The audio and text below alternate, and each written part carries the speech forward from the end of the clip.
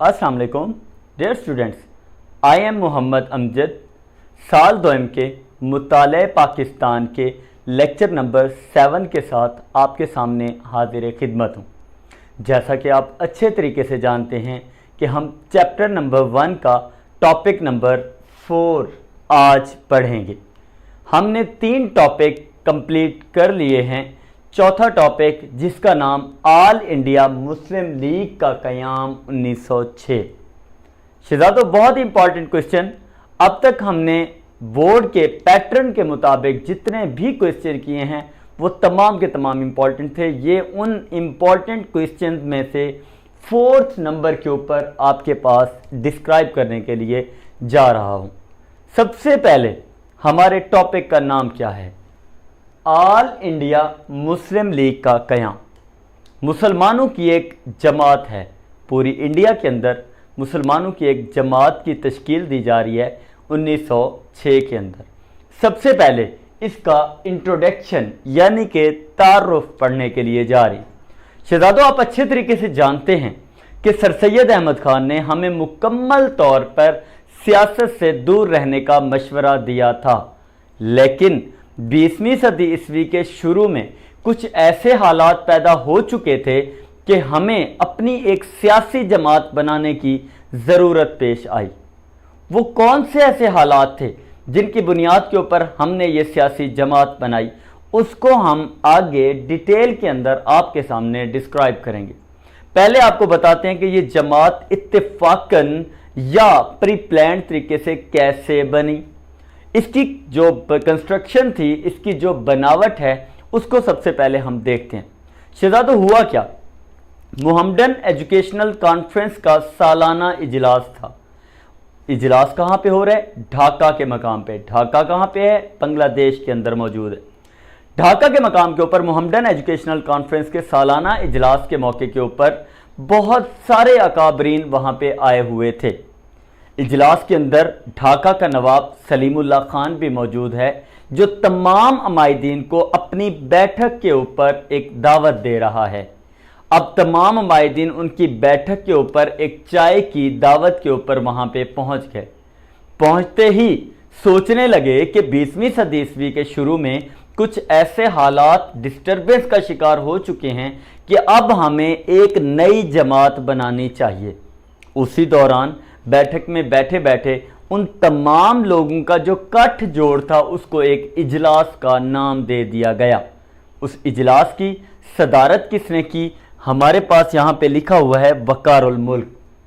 ढाका के अंदर जो इजलास हो रहा था उसकी सदारत वकारुल मुल्क ने की, और उसी के साथ ही जो मुख्तलिफ किस्म के अकाबरीन उसके अंदर शामिल थे, उनमें मौलाना मोहम्मद अली जोहर, मौलाना जफ़र अली खान, हकीम अजमल खान और उसके अलावा नवाब सलीमुल्लाह खान खुद मौजूद हैं। इन तमाम ने मिल बैठ के ये प्लान किया कि अब हमें वाकई एक जमात बनानी चाहिए ताकि मुसलमानों को उनकी नुमाइंदगी दी जा सके। इसी सूरत हाल के अंदर शहजादों फाइनल हुआ कि मुस्लिम लीग का पहला सदर सर आगा खान को चुना गया। मुस्लिम लीग का पहला सदर कौन बन रहा है? सर आगा खान। उसी के साथ ही मरकजी दफ्तर अलीगढ़ को बनाया गया। You know very well, lecture number 3 के अंदर मैंने आप लोगों को बड़ी वजाहत के साथ अलीगढ़ का पूरा इंट्रोडक्शन और सर सैयद अहमद खान की कोशिश बताई थी। अलीगढ़ को इसका मरकजी शहर बनाया गया। उसके बाद तीसरे नंबर के ऊपर बरतानिया में लंदन ब्रांच का सदर सैयद अमीर अली को बनाया गया, और इनको बनाने के बाद तमाम सूबों में आहिस्ता आहिस्ता ब्रांचें बनाई गई। इस तरह से 30 दिसंबर 1906 को ऑल इंडिया मुस्लिम लीग का क़याम अमल में आ गया। इंट्रोडक्शन को टू द पॉइंट ज़रा देख लेते हैं। जगह कौन सी है? ढाका। कब? 1906। डेट 30 दिसंबर। हो क्या रहा है? एक इजलास। किसका?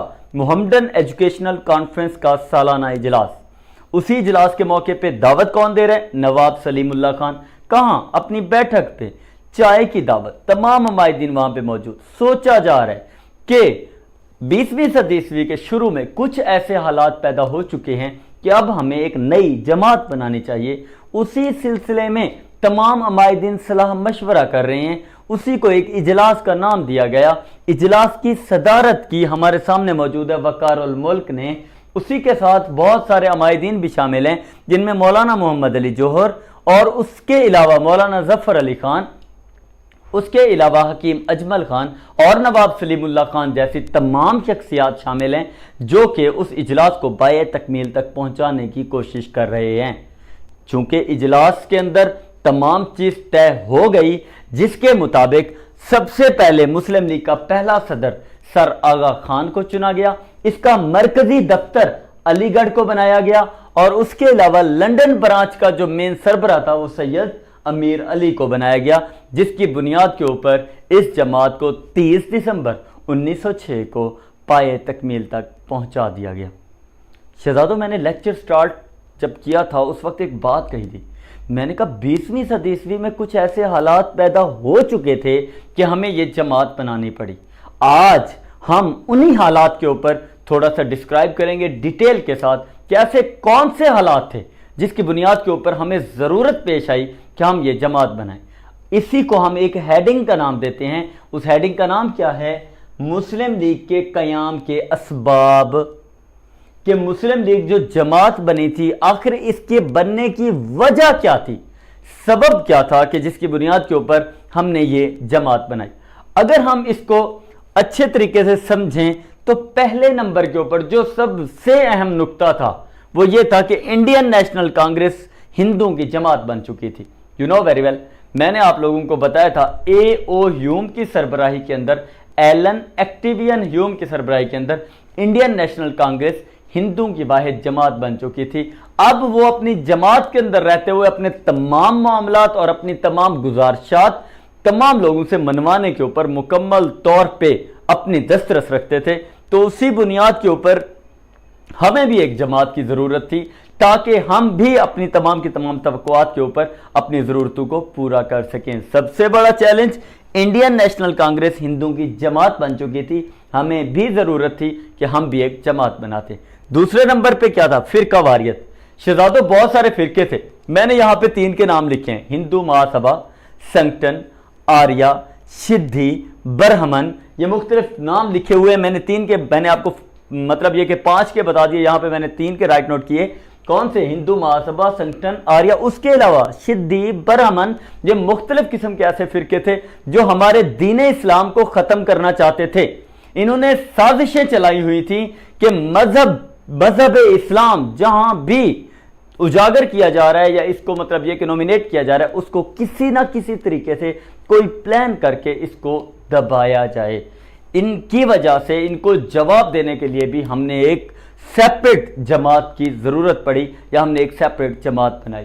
تیسرے نمبر پہ کیا تھا؟ تقسیم بنگال کی مخالفت۔ بڑا انٹرسٹنگ واقعہ ہے، بہت ہی امپورٹنٹ، مسلمانوں کی بقا کا واقعہ۔ 1905 کے اندر شہزادوں ایک واقعہ پیش آیا۔ ہندو نے دیکھا کہ بنگلہ دیش ایک بہت بڑا صوبہ ہے، اس صوبے کے اندر ہم صحیح طریقے سے مطلب یہ کہ رائٹس وہاں پہ ہندوؤں کو نہیں ملتے۔ انہوں نے جا کے انگریز حکومت کو کمپلین کی کہ ہمیں اس صوبے کے اندر سیپریٹ سے ایک رائٹ دیا جائے اور مسلمانوں کو ایک علیحدہ سے رائٹ دے دیا جائے۔ اب انگریزوں نے کہا ٹھیک ہے، آپ لوگ اپنی دستاویزات کو مکمل طور پہ کمپلیٹ کروا سکتے۔ ہوا کیا کہ 2 خطوں میں بنگلہ دیش کو تقسیم کر دیا گیا، مشرقی اور مغربی۔ اب ایک خطہ پاکستان کے مسلمانوں کے پاس آ گیا اور ایک خطہ ہندوؤں کے پاس چلا گیا۔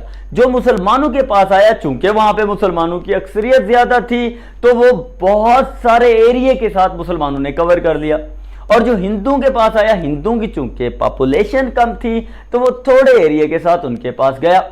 اب مسلمانوں کو پتہ چل گیا کہ ہم تو جو چاہتے تھے وہ ہمیں مل گیا، ہم ایک سیپریشن چاہتے تھے اسی خطے کی صورت میں ہمیں مل گیا۔ جب ہندوؤں نے دیکھا کہ مسلمان تو کافی سارے ایریے کو کور کیے کھڑے ہیں اور بہت ساری جگہ کے اوپر اپنا تسلط جما چکے ہیں، تو انہوں نے کیا کیا کہ اس تقسیم کی مخالفت کر دی۔ ہیڈنگ کا نام کیا ہے؟ تقسیم بنگال کی مخالفت۔ اس تقسیم کی مخالفت کر دی۔ انگریز حکومت کے پاس گئے اور ان کو جا کے بتایا کہ جو تقسیم ہم نے آپ سے کروائی تھی ہم وہ فیصلہ واپس لیتے ہیں اور اس کی سیپریشن بالکل بھی نہیں ہونی چاہیے۔ تو اگر ہمارے پاس اس وقت جماعت ہوتی تو ہم بھی برطانوی حکومت کے پاس جاتے اور ان کو اپنی گزارشات بتاتے کہ جو سیپریشن کر دی ٹھیک ہے، मुसलमानों को उनके रस्म व रिवाज, सकाफत, मुआशरत, तमाम तरह से उनको जीने का हक दिया जाए और तमाम तरह से मुकम्मल मजहबी आज़ादी दी जाए ताकि वो बेहतर तरीके से अपनी गुजारिशात को कंप्लीट कर सकें। लेकिन चूंकि हमारे पास जमात नहीं थी तो हम इस सारे टारगेट को कंप्लीट ना कर पाए। इस वजह से हमें नई जमात की ज़रूरत पेश आई। चौथे नंबर पे हमारे पास क्या है? उर्दू हिंदी तनाज़ा। अब उर्दू हिंदी तनाज़ा मैंने चूंकि लेक्चर नंबर 3 के पार्ट नंबर 2 के अंदर आपको बड़े अच्छे तरीके से बताया था कि 1867 के अंदर उर्दू हिंदी तनाज़ा क्या था, उसकी पूरी डिटेल बताई थी। आज उसी के अंदर से एक पॉइंट आपके सामने मेंशन करता हूं। शहजादों, आप अच्छे तरीके से जानते हैं कि हिंदू कभी भी हमारी फेवर में नहीं उठे, उन्होंने हमेशा हमारी मुखालफत की। उन्होंने क्या किया कि अपने दफ्तरों के अंदर देवनागरी रस्मुल खत को राइज करना शुरू कर दिया और जहां भी होता था जो हमारी उर्दू की लैंग्वेज थी या उसका रस्मुल खत था उसको स्टॉप करके अपने रस्मुल खत को राइज करना शुरू कर दिया। उसका हमें नुकसान क्या हुआ? उसका नुकसान यह हुआ कि हमारे तमाम मामला जो हमने स्ट्रगल की हुई थी अपनी जुबान को प्रमोट करने के लिए वो हमारी स्टॉप होती हुई नजर आई। अब उसी सूरत हाल के लिए हमने क्या किया कि उर्दू हिंदी तनाज़े के तहत अगर हमारे पास जमात होती, अगर हमारे पास अपनी एक पार्टी होती तो हम भी जाके गुजारिशात बयान करते और अपनी जुबान को प्रमोट करने के लिए और इसको बेहतर करने के लिए हम कोशिशें करते और बचाते इस रस्मुल खत से, या उनकी दफ्तरी जुबान जो उन्होंने सरकारी बना दी थी उसको ख़त्म करवाते और बताते कि मुसलमान अपनी तमाम की तमाम नुमाइंदगी कैसे करते हैं। पांचवें नंबर पे कौन से ऐसे हालात थे जिसकी बुनियाद के ऊपर हमने अलहदा जमात बनाई? सियासी इस्लाहात का ऐलान। सियासी इस्लाहात में क्या था? बरतानिया में शहजादों इलेक्शन हुए, वहां पे लिबरल पार्टी बरसरे इक्तदार है। लिबरल पार्टी का जो हेड था वो कौन था? Lord Minto. यहां पे मैंने आपको एक जगह के ऊपर मेंशन किया है जिसके अंदर यहां viceroy Lord Minto liberal party का हेड था। अब जब वो बरसरे इक्तदार आई तो हिंदू अपनी जमात के मुख्तलिफ नुमाइंदों के साथ उनके पास गए, उनके साथ बातचीत की, उनको मुबारकबाद दी और मुख्तलिफ सियासी इस्लाहात और खित्ते के अंदर अमन और दूसरी सूरत हाल से उनको आगाह किया। अब ये तो यकीनन हम जानते हैं कि उन्होंने मुसलमानों के फेवर की तो कोई बात नहीं की होगी, अपनी ही बात की होगी, अपने मफाद के लिए बात की होगी, अपने लोगों को राइट्स देने के ऊपर, मुकम्मल तौर पे हकूक देने के ऊपर बात की होगी। तो इसी वजह से सियासी इस्लाहात के तहत अगर हमारे पास भी जमात होती तो हम भी सियासी इस्लाहात या सियासी तब्दीलियां करते और अपने आप को मुकम्मल तौर पर उनके सामने मुनज़्ज़म करके खड़ा करते और उनको बताते कि हमारे क्या हकूक हैं और जिनकी पासदारी करते हुए हम अपने आप को उजागर कर सकते हैं। छठे और आखिरी नंबर पे शिमला वफद। ये एक मुसलमानों का तारीख बदलने वाला टाइम। शहजादों, 1 अक्टूबर 1906 को मुसलमान उसी जो मैंने आपके सामने लिबरल पार्टी का जिक्र किया उसके हेड लॉर्ड मिंटो के पास गए, उसको जाके अपनी गुजारिशात बताएं कि मुसलमान बहुत तंग हाल हैं, हिंदू उनके साथ बहुत बुरा सलूक करते हैं, उनका रहन सहन, सकाफत, मुआशरत, लिबास, तमाम चीज़ों पे एतराज़ है, मुकम्मल मजहबी आज़ादी है, अदल इंसाफ का क़याम नहीं है, बदनवानी आम है। अब इन तमाम की तमाम सूरत हाल से उनको आगाह किया और बताया कि हमारे ऊपर यह जुल्म सितम होता है। लॉर्ड मिंटो ने इसके जवाब में कहा कि मुझे इन हालात का पता नहीं है, मैं बाखबर नहीं हूं। हिंदू मुझे बताते हैं कि हम अमन के साथ रहते हैं और उनको भी अमन के साथ रखते हैं, तो अगर मैं इन हालात से वाकिफ होता तो मैं आपकी फेवर जरूर करता। अब आप लोग आ गए हो, हम आपका खैर मकदम कहते हैं। उसी सूरत हाल के अंदर शिमला वफद जो वाइसराय लॉर्ड मिंटो से मिला था 1 अक्टूबर 1906 को, वहां से खुशी खुशी वापस आया और आते ही उन्होंने ढाका के मकाम के ऊपर 30 दिसंबर 1906 को नवाब सलीमुल्लाह खान की बैठक में बैठ के ये ऐलान किया कि अब हम एक नई जमात बनाएंगे। ये थे शहजादों असबाब मुस्लिम लीग के क़याम के, ऐसी वजूहात जिसकी बुनियाद के ऊपर हमने ये जमात बनाई। आखिर इस जमात बनाने का मकसद क्या था? अब हम अपने एम की तरफ आते हैं कि आखिर ये जमात बनाने का मकसद क्या था। शहजादों, इसका मकसद ये था, अब जरा 5 नुकाती मकसद टेक्स्ट बुक के अंदर आपके पास 3 लाइनों में लिखा हुआ है, उसको मैंने 5 हिस्सों में डिवाइड कर दिया क्योंकि शॉर्ट क्वेश्चन बोर्ड में पूछा जाता है کہ اس کے 5 مقاصد بیان کریں، آل انڈیا مسلم لیگ کے قیام کے 5 مقاصد بیان کریں۔ اس کو میں نے 5 حصوں میں تقسیم کر دیا، ذرا آپ لوگ وائٹ بورڈ کی طرف فوکس کریں گے۔ نمبر 1، حکومت اور مسلمانوں کے درمیان بہتر تعلقات قائم کرنا۔ حکومت اور مسلمانوں کے درمیان بہتر تعلقات قائم کرنا۔ حکومت کون تھی اس وقت؟ برطانوی حکومت، ٹھیک ہو گیا۔ اس کا مقصد یہ تھا کہ حکومت اور مسلمانوں کے درمیان بہتر تعلقات قائم کرنا۔ نمبر 2، مسلمانوں میں وفاداری کا جذبہ پیدا کرنا، شو کرانا کہ ہم بھی سنسیئر ہیں، ہم بھی آپ کے لیے کام کرتے ہیں، ہم مسلمان ہیں، ہمیں بھی رائٹس دیے جائیں۔ مسلمانوں میں وفاداری کا جذبہ پیدا کرنا۔ تیسرے نمبر پہ مسلم قوم کے حقوق کا تحفظ کرنا، کہ وہ جو ہندو ہمارے حقوق کو دبائے بیٹھے ہیں، آپ سے کسی قسم کا کوئی حال ہمارا نہیں دیتے، ہم پستی کے اندر جی رہے ہیں، تو مسلم قوم کے حقوق کا تحفظ کرنا۔ چوتھے نمبر پہ اجتماعی بھلائی کے لیے رابطہ قائم کرنا، کہ ہم ایک دوسرے کے ساتھ رابطہ بھی قائم کر سکتے ہیں، مسلمان اور انگریز ایک دوسرے کو بتا بھی سکتے ہیں کہ ہماری کیا گزارشات ہیں اور کس مدعے کے اوپر ہم اپنی تمام گزارشات کو منظور کرا سکتے ہیں۔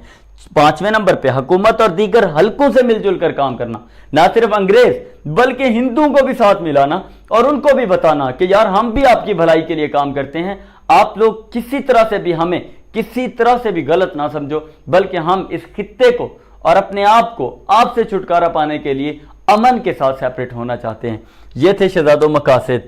کیا؟ حکومت اور مسلمانوں کے درمیان اچھے تعلقات قائم کرنا، مسلمانوں میں وفاداری کا جذبہ پیدا کرنا، مسلم قوم کے حقوق کی حفاظت کرنا، اجتماعی بھلائی کے لیے رابطہ قائم کرنا، حکومت اور دیگر حلقوں کے ساتھ مل جل کر کام کرنا۔ اب چونکہ ہمارا کوسچن کمپلیٹ ہو گیا، آپ نے دیکھا ہوگا کہ میں ہر ٹاپک کے اندر حاصل بحث یا لب لباب لازمی طور پہ دیتا ہوں۔ پریویس ٹاپک کے اندر میں صرف بتاتا رہا، اس دفعہ میں نے لکھ کے بیان کر دیا کہ آخر یہ جماعت بنانے کے مقاصد کے ساتھ ہمیں کنکلوژن کیا نکلا، نتیجہ کیا نکلا، لب لباب کیا نکلا، اس کا حاصل بحث کیا تھا۔ تو شہزادوں میں نے یہاں پہ لکھ دیا، کیا لکھا ذرا توجہ کریں گے۔ آل انڈیا مسلم لیگ نے سر آغا خان، وقار الملک اور بعد ازاں قائد اعظم محمد علی جناح کی قیادت میں حکومت کو مسلمانوں کے تشخص اور حقوق ماننے پر مجبور کر دیا۔ یہ تھے ہمارے مین لیڈر، یہ جو میں آپ کے سامنے مینشن کرتا جا رہا ہوں، سر آغا خان، وقار الملک اور بعد ازاں قائد اعظم محمد علی جناح کی جو قیادت تھی، اس کو حکومت کو مسلمانوں کے تشخص اور حقوق ماننے پر مجبور کر دیا۔ ہم نے مجبور کر دیا انگریز حکومت کو اور ہندوؤں کو کہ ہمارے رائٹس ہیں اور ہمیں یہ مکمل طور پہ دیے جائے۔ اب اس کا فائدہ کیا ہوا؟ ذرا آگے میں نے لکھا، کیا 1909 میں جداگانہ طریقے انتخاب رائج کروایا گیا۔ دیکھیں ایڈوانٹیج کیا ہوا، جماعت بنانے کے ٹھیک 3 سال بعد 1909 کے اندر جداگانہ طریقے انتخاب رائج کروایا، قانون ساز اسمبلیوں میں مسلمانوں کے لیے علیحدہ نشستیں حاصل کی۔ اب مسلمانوں کو نشستیں مل رہی ہیں، جماعت بنانے کا مقصد سارا سامنے آ رہا ہے۔ 1909 کے اندر جداگانہ طریقے انتخاب رائج کروایا جا رہا ہے، مسلمانوں کو قانون ساز اسمبلیوں میں مسلمانوں کے لیے علیحدہ نشستیں حاصل کی اور دیگر جماعتوں سے برصغیر کے مستقبل کے بارے میں مذاکرات کیے گئے۔ دوسری جماعتیں، یونیسنٹ پارٹی، مجلس احرار، جمعیت علماء ہند، مختلف قسم کی پارٹیوں کے ساتھ بھی برصغیر کے فیوچر کے لیے بھی بات چیت کی گئی۔ جماعتوں سے برصغیر کے مستقبل کے بارے میں مذاکرات کیے۔ طویل جدوجہد کے بعد مسلم لیگ اپنی علیحدہ مملکت پاکستان بنانے میں کامیاب ہو گئی، اور یہ ہمارے پاس اس کا لب لباب نتیجہ آپ کے سامنے میں نے مینشن کر دیا۔ انشاءاللہ ٹاپک نمبر 5 آپ کے لیے اسی طرح سے بہت انٹرسٹنگ طریقے سے اور انفارمیشن سے بھرا ہوا ہوگا، لیکن شہزادوں ایک چیز کا خیال رکھنا ہے کہ میرے چینل کو سبسکرائب کرنا ہے، بیل آئیکن پہ لازمی طور پہ کلک کرنا ہے اور اپنا بہت سارا خیال رکھنا ہے اور دعاؤں میں مجھے یاد رکھنا ہے۔ السلام علیکم، تھینک یو۔